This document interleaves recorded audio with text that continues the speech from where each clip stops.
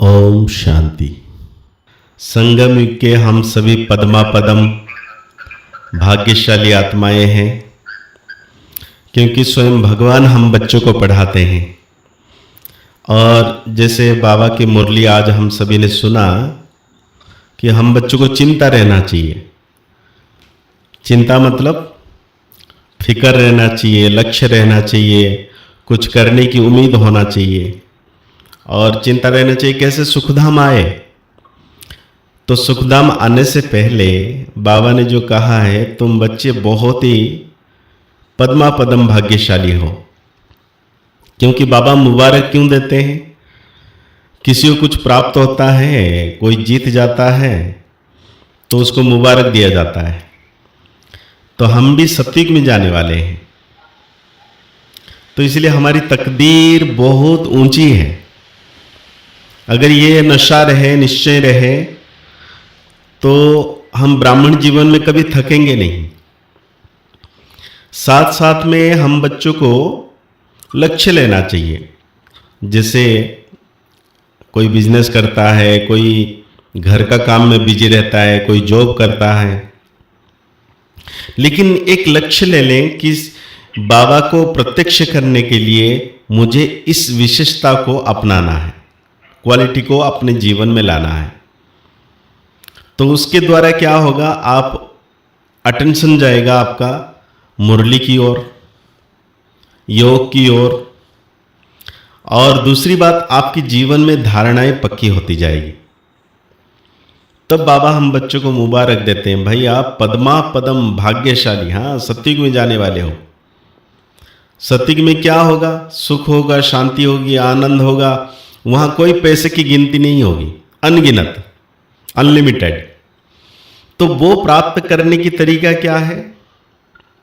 ये संगम युग में देखो, सवेरे सवेरे लोग, कोई भाग रहा है बिजनेस करने के लिए, हाँ, कोई वहां से सामान लेके यहाँ बेचेगा, कोई प्लेन में जाएगा दूसरी जगह पे, कोई ट्रेन में जाएगा, कोई पैदल जाता है, कोई साइकिल में जाता है। मतलब कोई सुबह सुबह उठता है ताकि उनकी कमाई हो। लेकिन हम बच्चे उठ के क्या कर रहे हैं? हम भी कमाई कर रहे हैं, योग कर रहे हैं। 3:30 बजे से, 3 बजे से, कोई 2 बजे से उठता है, कोई 4 बजे उठता है। उठ के क्या कर रहा है? बाबा को गुड मॉर्निंग करके फिर उसके बाद योग में बैठ जाता है। और योग में बैठते हैं, लेकिन हम करते क्या हैं? लेकिन जितना समय भी हमने बाबा को याद किया, वो हमारी कमाई है। फिर मुरली सुने, तो ये जो कमाई है पूरे 5000 साल के लिए जमा करते हैं। जैसे आपने सुना होगा बचपन की कहानी पढ़ाई में, कि चिट्ठी अपनी, जैसे बारिश आने वाली है तो चिट्ठी अपनी घर में जमा करती रहती है खाना, क्योंकि बारिश में तो निकल नहीं पाएगी। ऐसे बहुत सारी कीड़ों की उदाहरण है। तो मनुष्य भी, हम भी अपने बैंक में जमा करते हैं कुछ पैसा, भविष्य के लिए, अगले पीढ़ी के लिए, या साल भर के लिए जो खेती करते हैं वो भी। तो इसी प्रकार बाबा जो हमें पढ़ाई पढ़ा रहा है, वो पूरे 84 जन्म की कमाई है, एक जन्म की नहीं। सत्युग तो है ही, त्रेता भी है ही, लेकिन द्वापर युग, कलयुग के अंत तक, अभी तक हमारी ब्राह्मण जीवन इतना अच्छा है, तो उसकी कमाई हमने संगम युग में की है। क्योंकि सवेरे सवेरे उठ के मधुर चिंतन, मधुरम चिंतन, बाबा की मुरली को अमृत पान करना, ये बहुत बड़ी विशेषता है आत्माओं की। और वह विशेषता वाली आत्माएं आप हो। लेकिन इसके साथ साथ, जैसे कोई व्यक्ति कमाई करता है, लेकिन वो चाहता है मेरी कमाई डबल हो जाए, तो उसके लिए हमें क्या करना चाहिए? वो बात आज हम करेंगे। क्योंकि सत्युग में जा रहे हैं, बाबा मुबारक दे रहे हैं, तो उसके लिए हमें क्या करना चाहिए? जो बाबा का ज्ञान रत्न है वो अपने जीवन में धारण करना है। जैसे आप सभी ने अभी भी सुन रहे हो, मुझे भी सुन रहे हैं आप सभी, लेकिन बाबा ने कहा मीठे बच्चे। मीठे बच्चे का चेहरा कैसे रहेगा? मुस्कुराहट वाली रहेगी, या सूखे वाली होगी? सुबह सुबह उठना है, मुरली सुनना है, देखो चेहरा कैसे बिगड़ा हुआ है। नहीं, चेहरा मुस्कुराहट वाले होने चाहिए। जब हम पहाड़ में चढ़ते हैं, अगर हमारे अंदर उदास, निराश, हताश होगा, क्या पहाड़ी पे चढ़ सकेंगे? नहीं, उमंग वाली चाहिए, ऊर्जा वाली चाहिए। तो बाबा की मुरली को जीवन में धारण करने के लिए सबसे पहले चेहरे पे हर्षित होनी चाहिए, मुस्कान वाली। सब, मुझे लगता है सब मुस्कुरा रहे होंगे। नहीं हो रहा है तो मुस्कुराना शुरू कर दो, क्योंकि क्योंकि मुस्कुराहट ही बाबा की मुरली जीवन में धारणाओं को पक्का करेगा। अगर हम सूखे चेहरे से सुनते हैं तो हमारे जीवन में वो शक्तियां भरेगी नहीं। चाहे 10 साल, 20 साल, 30 साल, 80 साल हो जाए, और भी संगम युग 100 साल चलेगा, तभी कुछ नहीं होने वाला है। इसलिए थोड़े समय में हमें ज़्यादा कमाई करना है, और वो कमाई के आधार है बाबा की पॉइंट को जीवन में उतारना। तो पहली बात क्या आ गया? मीठे बच्चे। मैं मीठा बच्चा हूँ, तो मेरे चेहरे पे 24 घंटे मुस्कुराहट रहनी चाहिए। सुबह से लेके शाम तक खाना खा रहे हैं तो भी मुस्कुरा के, किसी से बात कर रहे हैं तो भी मुस्कुरा के, क्योंकि बाबा की याद के साथ रूहानी मुस्कान। तो ये क्या हो रहा है? कमाई हो रही है। आपके चेहरे पे मुस्कान है, मतलब कमाई हो रही है। भाई पद्मापति माना अनलिमिटेड, जिसकी कोई गिनती नहीं है। तो वो कमाई अभी संगम युग में जब हम पल पल करेंगे, वो जमा हो जाएगा पूरे 5000 वर्ष, कल्प भर के लिए। तो पहली बात क्या होगी? मुस्कुराने की। दूसरी बात, बाबा के ऊपर निश्चय, ड्रामा के ऊपर निश्चय, परिवार के ऊपर निश्चय, अपने पाठ के ऊपर भी निश्चय। बाबा के ऊपर निश्चय कि यही मेरा बाबा है, शिव बाबा, ज्योति बिंदु, आंखों से दिखता नहीं है, लेकिन वो मेरे साथ है, परम धाम से आया, मेरे पास है। क्योंकि भक्ति में देखो, जितने भी भक्त हुए हैं उनका निश्चय है कि भगवान हमारे साथ है। प्रहलाद ने कहा, ऐसे बहुत सारी चीजें भक्ति में हुई है जो भक्तों ने अनुभव किया कि मेरे साथ भगवान है। जो भी जिस रूप से उन्होंने माना, चाहे विष्णु के रूप से, चाहे राम के रूप से, चाहे कृष्ण के रूप से, किसी भी रूप से माना, लेकिन उनकी निश्चय, उनके साथ का एहसास उनको भी हुआ और दूसरों को भी हुआ। लेकिन अभी इतनी बड़ी शक्तिशाली बात है संगम युग में कि भगवान कहते हैं, मैं संगम युग पर तुम बच्चों के लिए आया हूं और तुमको पावन बनाने के लिए। तो इसलिए बाबा मेरे साथ है, ये निश्चय पक्का हो जाना चाहिए, जरा भी इसमें संशय नहीं आना चाहिए। तो पहली बात तो मुस्कुरा के अपने जीवन को बनाना है। दूसरी बात है निश्चय में पक्का रहना चाहिए। कोई कुछ भी कहे, मैं बाबा का, बाबा मेरा, अगर ये पक्का हो गया ना, तो आपके जीवन में कमाई कमाई कमाई कमाई, अनलिमिटेड कमाई। ये कमाई कभी खत्म नहीं होगी। और जैसे बैंक में इंटरेस्ट बढ़ता जाता है ना, अगर हम पैसा रखते हैं, एक तो एफडी होता है, उसमें थोड़ा ज़्यादा मिलता है, लेकिन ये एक होता है नॉर्मली, जिसमें ऑटोमेटिक आप चाहो ना चाहो उसमें इंटरेस्ट आता रहता है। तो वैसे ही हम जब बाबा की पढ़ाई पढ़ते हैं और एक एक चीज को जीवन में धारण करते हैं, तो हमारे जीवन में क्या होता है? कमाई होने लगती है। तो ये दो बातें पक्का कर लेना है, मैं मीठा बच्चा हूं और मैं बाबा का, बाबा मेरा, निश्चय। दो बातें पक्का हो गया। अब तीसरी बात आते हैं हम कि निश्चय के बाद क्या करना चाहिए। ब्राह्मण जीवन माना सबसे उत्तम, सर्वोत्तम, श्रेष्ठ जीवन है। तो इस ब्राह्मण जीवन को सफल बनाने के लिए बाबा ने अच्छी तरीका बताया। अगर हम कमाई करना चाहते हैं, सबको दुआएं देना है, सबको सुख देना है। जितना हम दूसरों को सुख देंगे ना, और सुख कैसे देंगे? ऐसे नहीं कि किसी को पैसा दो, ऐसा नहीं कि किसी को कुछ और दे दो, नहीं। सुख माना सबसे पहले संकल्प से। हाँ, वो भी अच्छा, मैं भी अच्छा, प्रकृति भी अच्छी, संसार भी अच्छा, हर एक का पार्ट अच्छा। ये संकल्प पहले होना चाहिए, तभी आपका कर्म बदलेगा। क्योंकि बीज अगर अच्छा है तो पौधा भी अच्छा होगा, उसमें फूल भी अच्छे होंगे और फल भी अच्छे मिलेंगे। तो मनुष्य जीवन में, माना मेरे जीवन में, सबसे पहले हम अपने संकल्प को श्रेष्ठ बनाएं।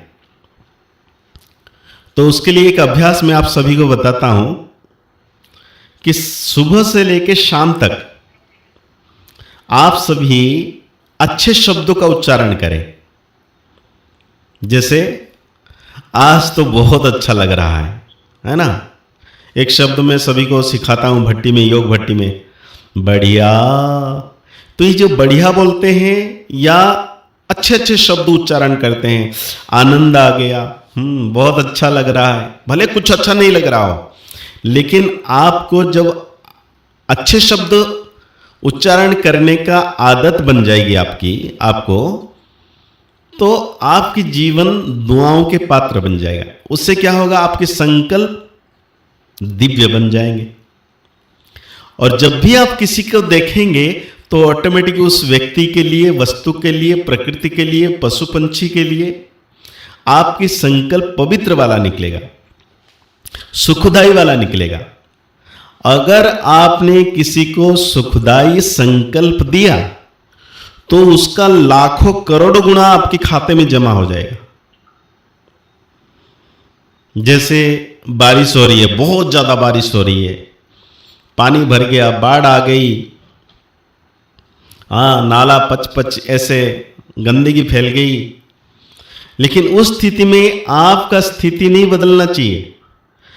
आपको समझना है, देखो कर्मों का फल है, हमने प्रकृति को बिगाड़ा, अब प्रकृति हलचल में आ गई है, तो सुधारना हमको है। जैसे घर में हम रहते हैं, कितना भी स्वच्छ साफ कर लो, दूसरा दिन फिर मैला आ जाता है, तो उसको साफ करते हैं ना, उसमें नाराज नहीं होते। तो सृष्टि में भी प्रकृति हलचल में आ गई है, बिगड़ गई है। तो अगर कुछ गड़बड़ हो रही है, कहीं बारिश, कहीं आग, कहीं भूकंप, उस स्थिति में हमारी स्थिति कभी डगमगाना नहीं चाहिए। उसमें हमें अच्छा सोचना है। जब ये अच्छा सोचने की आदत डालेंगे, तब हमारे हर एक आत्मा के प्रति, प्रकृति के प्रति, साधनों के प्रति, किसी भी स्थिति में अच्छे शब्द निकलेंगे।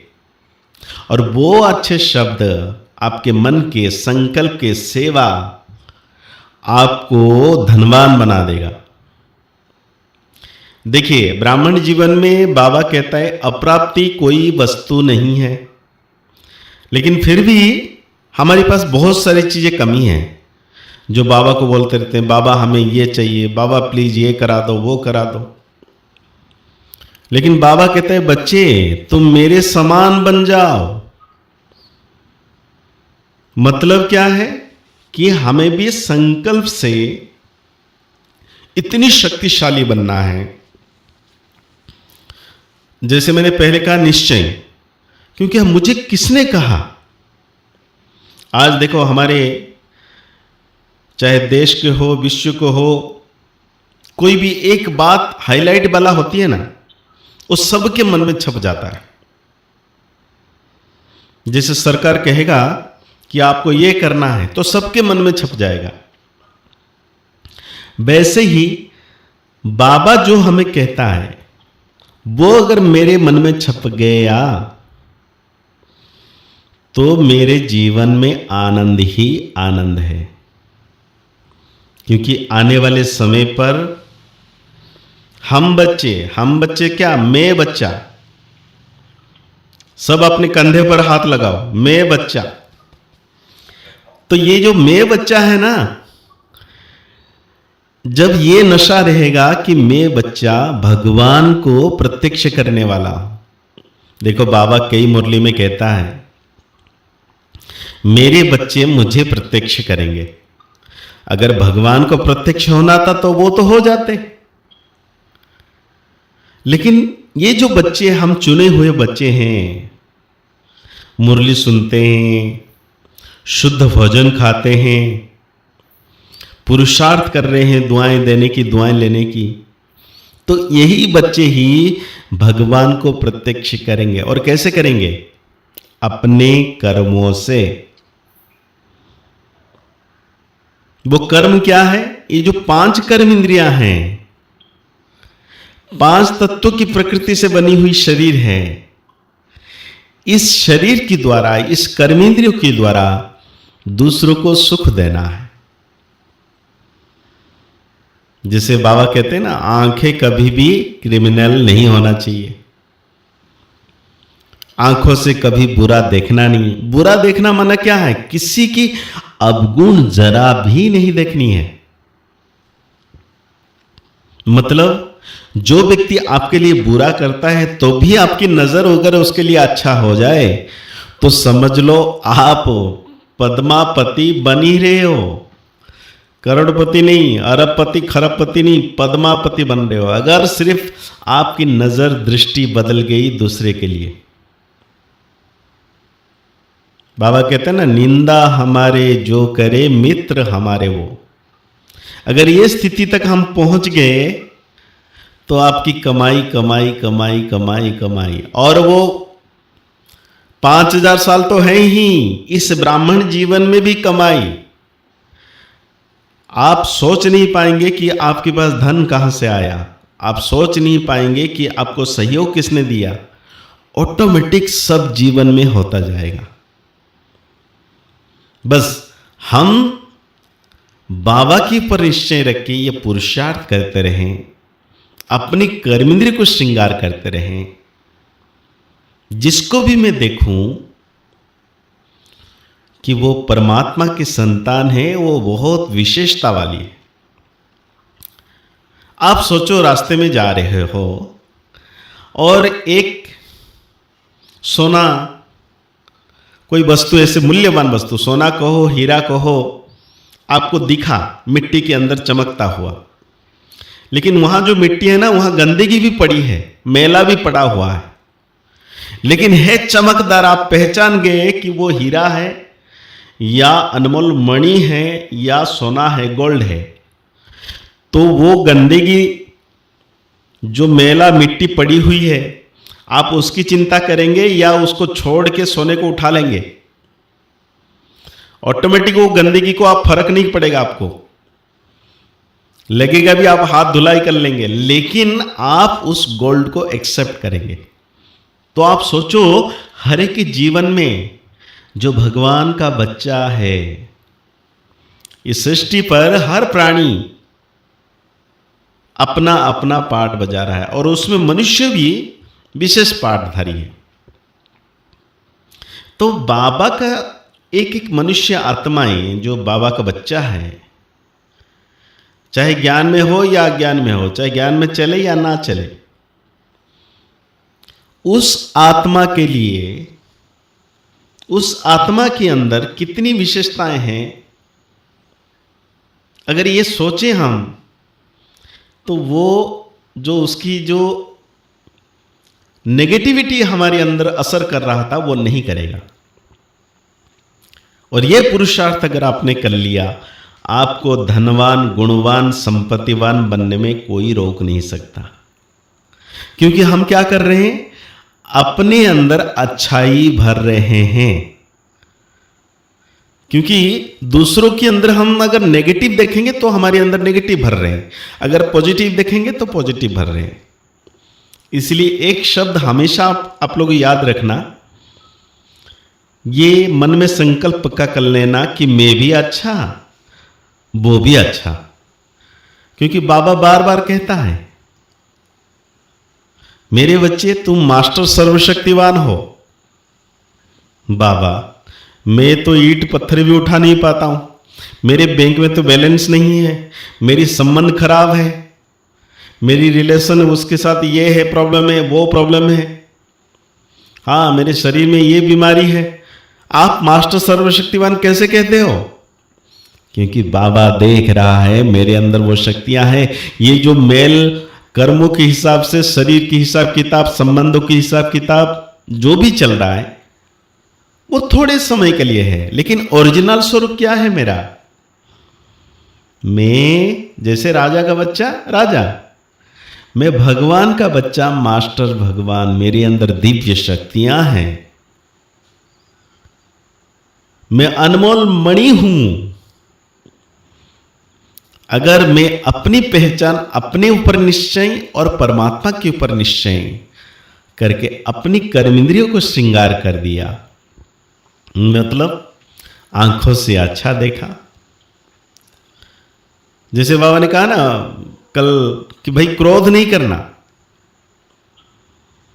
क्रोध माना ही दुख देना। आंखों को अच्छा कर दिया, जिसको देखा अच्छा देखा, बोल भी मेरा, हाँ जिसको बोलूं, वाह कितनी अच्छी बात है। मैं अभी एक नया अभ्यास करता हूं चलते फिरते, अरे वाह अरे वाह, जिसको भी देखता हूं अरे वाह, वो बोलता है भाई अरे वाह ये क्या है? क्या कर दिया मैंने? मैंने कहा आप बाबा के बच्चे हो और क्या चाहिए। जैसे बाबा ने आज कहा ना मुबारक, तो उसी प्रकार से हमें जीवन में आदत डालनी चाहिए, अरे वाह अरे वाह। तो ये क्या है? हमारे मन में हमारी बोल, हमारी लिपस्टिक, हमारी होठ सुंदर बनता जा रहा है। जितनी मीठी बोली उतनी अच्छी लाली, जितनी मीठी दृष्टि उतनी अच्छी सृष्टि। बोल के साथ साथ दृष्टि अच्छी हो गई, उसके साथ साथ हमें जो भी सुनते हैं, और आप तो इतने अच्छे हो कि भाई सवेरे सवेरे उठ के योग करते ही 5 बजे मुरली शुरू हो जाती है। हाँ, आप सबको बहुत बहुत बहुत बहुत मुबारक। तो कहने की बात है कान में हाँ अमृत डाल रहे हो, तो वो जो कान में अमृत डाला मुंह से भी निकालना है, आंखों से भी निकालना है, मतलब सबको देना है। ये जो 5 कर्मेंद्रियां हैं, ये क्या है? लेने की भी है और देने की भी है। और ये से लेना देना जो हम करते हैं वो हमारे पूरे 5000 साल के लिए कमाई होती जाती है।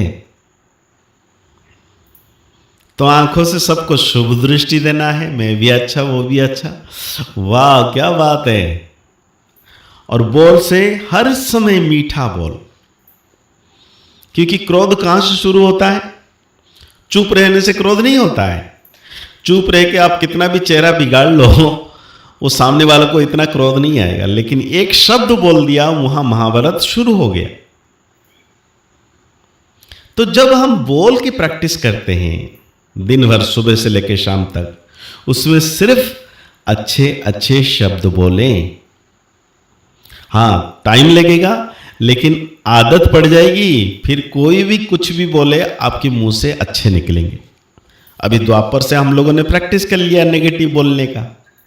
हाँ कोई एक बोले तो हम 10 सुनाते हैं, लेकिन अभी चुप रह के कोई 100 बोले तो हम चुप रह के एक शब्द बोले, वो भी शुभ संकल्प वाला।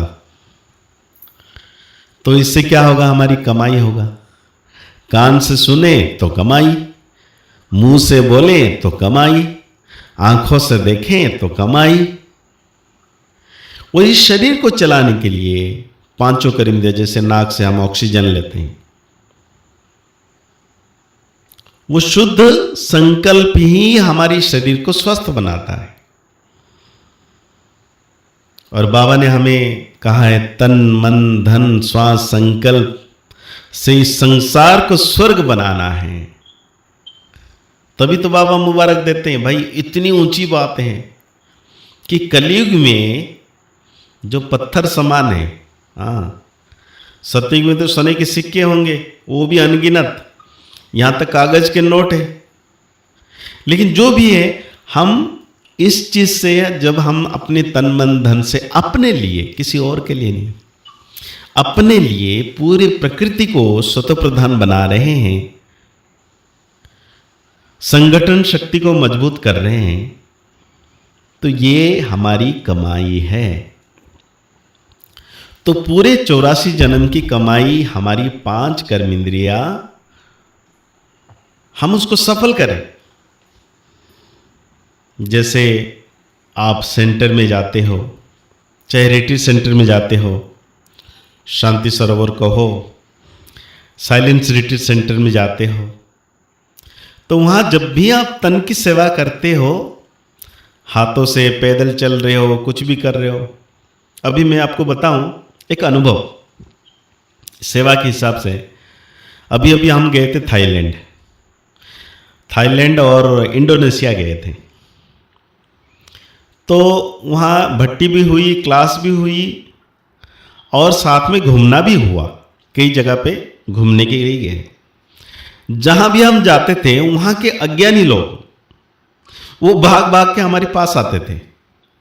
हम 32 लोग थे, 25 टीचर बहनें थे, 5 भाई थे, सब सीनियर थे। और जहाँ भी हम जाते थे, मानो वहाँ की कुछ माताएं, कुछ भाई, वो ऐसे देखते रहते थे, कुछ तो बोलते थे कि आप लोग को देख के हमको बहुत सुख मिल रहा है, बहुत शांति मिल रही है। क्योंकि सब सफेद ड्रेस में थे, भले बात करते थे लेकिन थे तो बाबा के बच्चे, बाबा को याद करते हुए चल रहे थे। तो चलना भी हमारी सेवा है। कुछ तो यहां तक आ गए कि आप कहां जाएंगे, किधर जाएंगे, वो रास्ता दिखाते थे, अपने काम छोड़ के हमारे साथ चलते थे।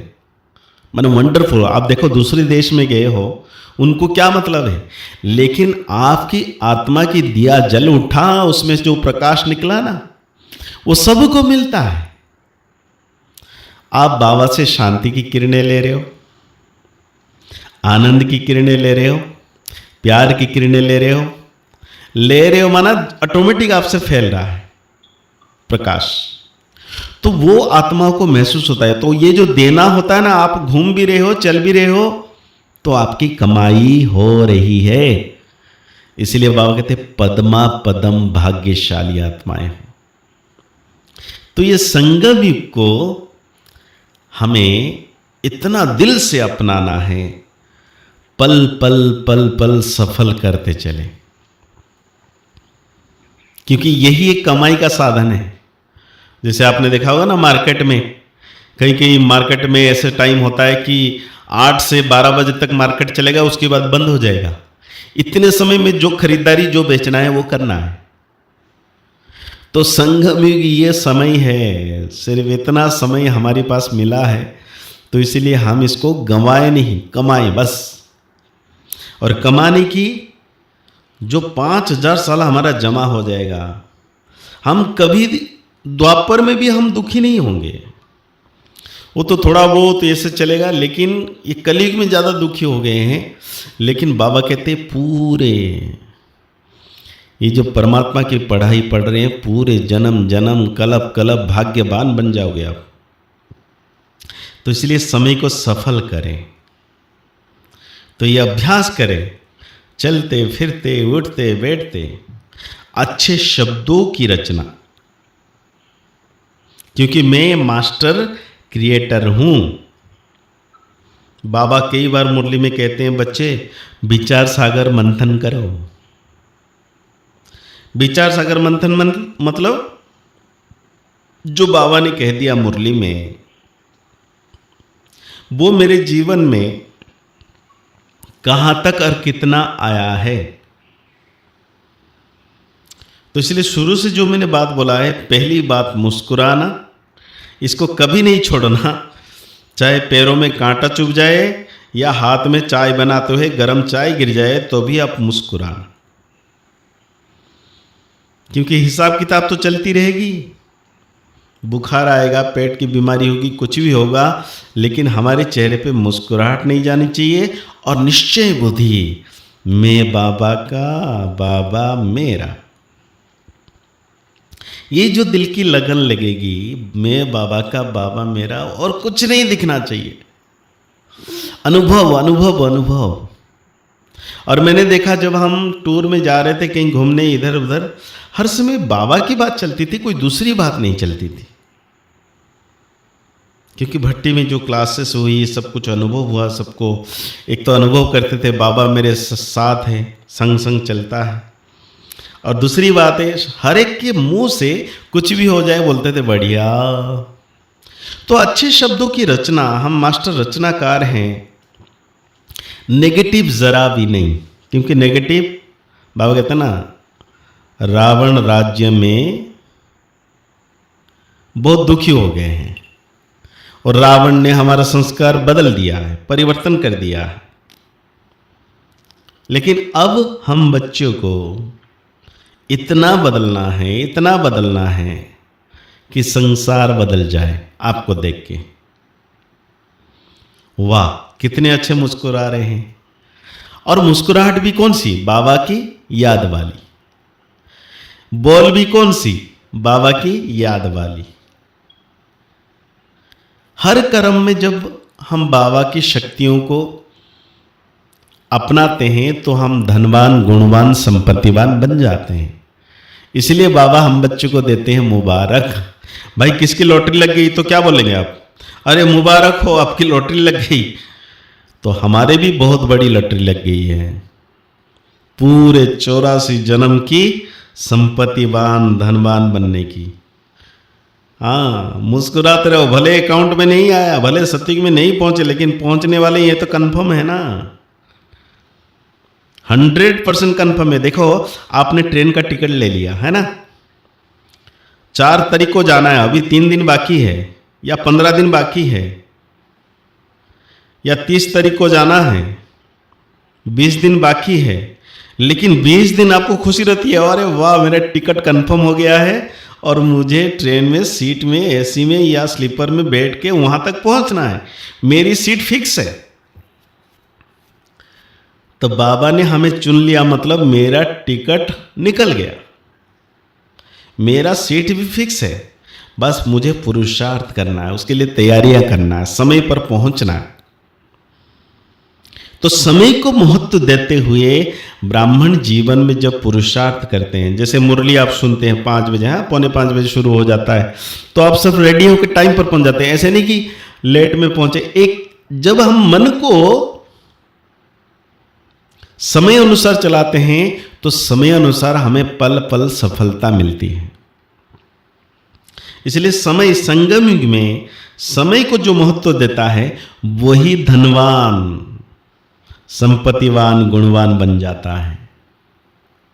क्योंकि बाबा ने कहा है संकल्प का खजाना, समय का खजाना, ये बहुत महत्व रखता है। अगर दीदी ने कोई प्रोग्राम दिया, मतलब बाबा की तरफ से कोई प्रोग्राम बना और हम टाइम पर नहीं पहुंचे तो क्या होगा? मन भी खाएगा और उधर से संकल्प चलेगा, अरे भाई नहीं आया, माता नहीं आई, बहन नहीं आई, कुमार नहीं आया। तो कहने के बाद समय पर अगर हम पहुंच जाते हैं तो दुआओं के पात्र बन जाते हैं। वो अलग बात है सेवा कितना किया नहीं किया, लेकिन समय पर, चाहे योग की बातें हो, चाहे कर्मणा सेवा हो, चाहे और कोई भी, लेकिन जब हम समय पर सब कुछ करते हैं। लौकिक में भी जैसे आपसे कोई पैसा लिया, भाई मुझे इस दिन पे देना है, उस दिन दे देता है तो आपको बड़ी खुशी होती है, आपका पैसा आपको मिला, लेकिन आप उसको दुआएं देते हो, अरे कितना अच्छा आदमी है, टाइम पर दे दिया। अगर वो टाइम पर नहीं देता है तो फिर क्या होता है? हम उसका संकल्प चलता है, भाई ऐसे ऐसे क्यों कर रहा है। तो कहने की बात है कि जितना संकल्प चलाएंगे उतना हमारी भाग्य की कमी हो जाती है। जैसे आप देखेंगे बैंक में बैलेंस है और कुछ ऐसी चीजें हैं जिसमें बैलेंस कटता जाता है, लेकिन वो कटता क्यों है, कारण की है, उसके बारे में हमें चिंतन में लाना जरूरी है। तो जब हम संकल्प को पावन, शक्तिशाली, पॉजिटिव बना देते हैं तो हमारी इनकम ही इनकम पूरे 84 जन्म के लिए। तो ब्राह्मण बच्चे कोई साधारण बच्चे नहीं है। एक तो संसार में आप देखो, जिसके पास धन होता है ना, बहुत ज्यादा धन होता है, अगर वो सही काम पे लगाता है तो उसको सम्मान मिलता है, वाह वाह करते हैं, उनके साथ देते हैं सभी। तो विश्व महाराजन जो बनने वाले हैं सतयुग में, या त्रेता में कहो, या द्वापर में कहो, या कलयुग में भी बड़े व्यक्ति बनने वाले हैं आप सभी, तो आपके पास धन अपार होगा, सब कुछ, शक्ति भी अपार होगी, जिसके कारण आप सिर्फ अपना नहीं पूरे संसार की पालना करने वाले हो। तो उसका रिजल्ट अभी निकलने वाला है, उसके लिए पुरुषार्थ भी अभी करना है। और यह पुरुषार्थ क्या है? बाबा के ऊपर संपूर्ण निश्चय, यही ज्योति बिंदु परमपिता परमात्मा शिव जो परमधाम से उतरकर मेरे साथ और मुझे पढ़ा रहे हैं, मुझे आगे बढ़ा रहे हैं, और साथ में अपनी कर्म इंद्रियों का श्रृंगार रोज करना है। अगर कोई ऐसे नेगेटिव शब्द निकलता है मुंह से तो उसको ब्रेक लगाएं, परिवर्तन करें, क्योंकि आदत तो बहुत पुरानी है ना, तो आदत को बदल दें और अच्छा अच्छा बोल के अपने जीवन को सुधार लें। क्योंकि हम चाहते हैं सफलता और कर नहीं रहे हैं तो कैसे होगा। इसलिए बाबा से और मुबारक, और ब्राह्मण परिवार से भी मुबारक पाने के लिए, और अज्ञानी लोग भी जो ज्ञान में, अज्ञानी मतलब जो ज्ञान में नहीं चलते, वो भी आपको मुबारक देंगे। बस ये समय है पुरुषार्थ करने की, बड़े अच्छे ढंग से हम पुरुषार्थ करते चलें। ओम शांति।